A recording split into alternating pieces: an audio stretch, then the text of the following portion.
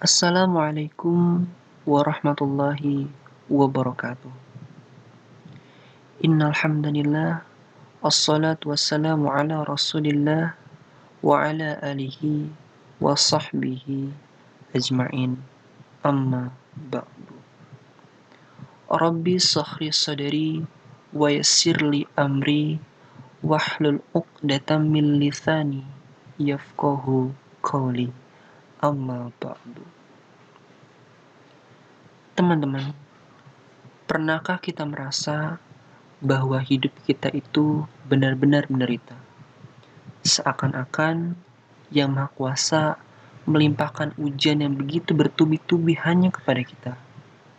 Merasa dunia ini sangat tidak adil, bahkan merasa penderitaan kita lah yang paling sangat berat. Hal tersebut memanglah sangat wajar. Namun, apakah teman-teman juga pernah mendengar ada istilah semakin besar dan tinggi suatu pohon, semakin besar pula angin yang menerpanya. Bahkan, dalam ilmu fisika pun dijelaskan bahwa gaya selalu berbanding lurus dengan tekanan. Semakin keras kita memukul terhadap suatu benda, semakin keras pula gaya yang ditekan. Begitulah kiranya analogi kita ketika kita mendapatkan ujian dalam hidup. Semakin tinggi cita, jabatan, kekayaan, bahkan keimanan dan ketakwaan kita, maka semakin besar pula ujian yang akan menghadangnya. Mari kita lihat ayat Al-Quran dalam surat Al-Baqarah ayat 214 yang artinya, apakah kamu mengira bahwa kamu akan masuk surga padahal belum datang kepadamu cobaan sebagaimana halnya orang-orang terdahulu sebelum kamu. Mereka ditimpa oleh malapetaka dan kesengsaraan, serta diguncangkan dengan bermacam-macam cobaan. Sehingga Rasul dan orang-orang yang beriman bersamanya berkata, kapankah datangnya pertolongan Allah? Ingatlah, sesungguhnya pertolongan Allah itu amat dekat. Ada beberapa pendapat mengenai sebab turunnya ayat ini. Di antaranya, yang pertama, pendapat dari Qatadah As-Suddi dan kebanyakan ahli tafsir mengatakan bahwa ayat ini turun pada saat Perang Khandaq ketika kaum muslimin mengalami bermacam-macam kesulitan dan tekanan perasaan, sehingga mereka merasa gentar dan ketakutan. Kedua, pendapat lain yang mengatakan bahwa ayat ini turun pada saat Perang Uhud ketika kaum muslimin dipukul mundur oleh pasukan musuh. Dan dalam perang ini, Sayyidina Hamzah tewas dianiaya, serta Nabi SAW pun menderita luka-luka. Ketiga, pendapat golongan lain bahwa ayat ini turun untuk menghibur hati kaum muhajirin ketika mereka meninggalkan kampung halamannya, harta kekayaannya yang dikuasai oleh kaum musyrikin dan kaum Yahudi yang memperlihatkan permusuhan secara terang-terangan kepada Rasulullah SAW serta kesulitan-kesulitan lain yang dialaminya di Madinah. Ayat ini pun secara tidak langsung memperkuat ayat-ayat sebelumnya, yaitu Quran Surat Al-Ankabut ayat 2, yang mana pada ayat tersebut telah dijelaskan bahwa Allah Subhanahu wa Ta'ala bertanya kepada manusia yang telah mengaku beriman dengan mengucapkan kalimat syahadat, bahwa apakah mereka akan dibiarkan begitu saja mengakui keimanan tersebut tanpa diuji terlebih dahulu? Jawabannya tidak. Sehingga dapat diketahui sampai di mana mereka sabar dan tahan menerima ujian dengan jenis yang bermacam-macam tersebut. Dan juga untuk menguji siapakah di antara mereka yang sungguh-sungguh beriman dengan ikhlas, teguh pendirian, dan siapa pula di antara mereka yang jiwa munafik. Dengan kata lain, bahwa setiap orang yang mengaku beriman tidak akan mencapai hakikat iman yang sebenarnya sebelum ia menempuh berbagai macam ujian, dan tentunya untuk mencapai hakikat syurga dan memperoleh ridho Allah Subhanahu wa Ta'ala. bukanlah sesuatu hal yang mudah untuk didapatkan. Akan tetapi harus melalui jalan yang terjal, perjuangan yang gigih, penuh rintangan serta cobaan, sebagaimana halnya orang-orang terdahulu. Mereka ditimpa malapetaka dan kesengsaraan.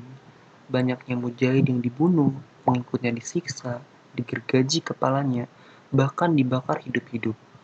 Oleh karena itu, cobaan dan penderitaan yang dialaminya dirasakannya lama, sekalipun mereka yakin bahwa bagaimanapun juga pertolongan Allah akan datang.